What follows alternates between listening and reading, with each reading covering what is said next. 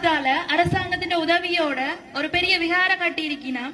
அது தொடர்பா நாங்க ஆளுநர்கிட்டையும் போயிருக்கிறோம், பாராளுமன்ற உறுப்பினர்கள் தற்போதைய உறுப்பினர்கள்ட்டையும் போயிருக்கிறோம், முந்தைய அரசாங்கத்திட்டையும் போயிருக்கிறோம், எல்லார்ட்டையும் போயிருக்கிறோம். அந்த காலத்துல எங்களுக்கு நீங்க ஆட்சிக்கு வந்த காலத்துல எங்களுக்கு சொல்லப்பட்ட பதில் இது முந்தைய அரசாங்கங்கள்ல இனவாதமாக செயற்பட்ட விடயம் தான், இது ஒத்துக்கொள்கிறோம்.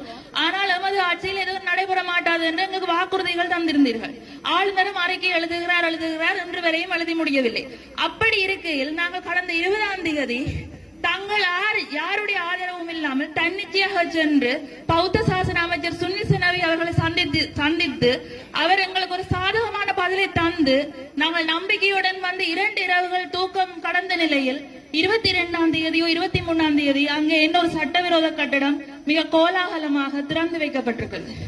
இது தொடர்பாக தாங்கள் என்ன நடவடிக்கை எடுத்திருக்கிறீர்கள்? ஒரு பிரதேச செயலகம் சார்பாகவோ அல்லது இந்த பிரதேசத்தில இருந்து மக்கள் பிரதிநிதியாக தெரிவு செய்யப்பட்ட தாங்களோ இது சம்பந்தமா அறிந்திருக்கிறீர்களா?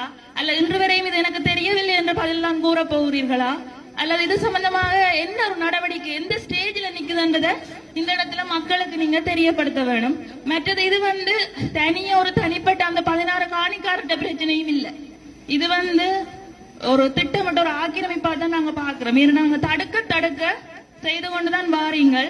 நீங்களும் ஆதரவு என்ற சந்தேகம் தான் எங்களுக்கு எழுகிறது. இதுக்கு உடனடியாக ஒரு தீர்வு காண வேணும். எங்களுக்கு இது சம்பந்தமா தங்களுக்கு பதில தர வேணும். உங்களுக்கு தெரியும், இது ஒரு பல கால சகாப்தமாக நடந்து கொண்டிருக்க பிரச்சனை. உண்மையில நானும் அதால எனக்கும் தெரியும், அது உண்மையில பிள்ளைகண்டும் எனக்கு தெரியும். ஏன் நீங்கள் அந்த காணி உரிமையாளர் சட்டத்தை நீதிமன்றத்தை நாட முடியாதுன்னு நான் கேட்கிறேன். செய்யலான்னு சொல்றீங்க. எங்களுக்கு இந்த நாட்டுல நீதியிலேயோ சட்டத்திலேயோ எந்த நம்பிக்கையும் இல்ல.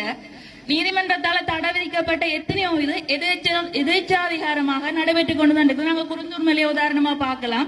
கட்டடம் மேலதிகமா கட்டக்கூடாதுன்னு சொல்லி தீர்ப்பு வழங்கின பிறகும் கட்டி எழுப்பித்தான் இருக்கிறார்கள்.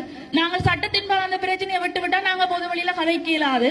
அதை விடுத்து நீங்களே நீங்க மற்ற பக்கமாக பார்க்க கூடாது. சம்பந்தப்பட்ட பௌத்த பிக்குவோ புத்த சாசன அமைச்சால எங்களுக்கு வழக்கு தொடருங்கள். நாங்கள் பொய் பிரச்சாரங்கள் செய்கிறோம் எங்களுக்கு உள்ள போடுங்கள்.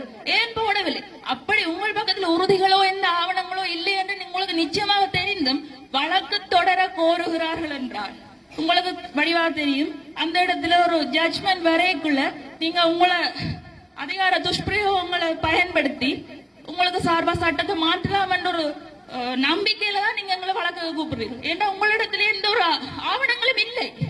எங்கள்கிட்ட உறுதி இருக்கு. அதையே நாங்க நீதிமன்றம் போகணும். பிரதேச செயலகத்தில் இருக்கு, கச்சேரியில் இருக்கு, தோம்பில் இருந்து சகல ஆவணங்களும் இருக்குது. அந்த ஆவணங்களை எடுத்து பாருங்கள். காணி அமைச்சினோட இந்த பிரச்சனையை தீருங்க.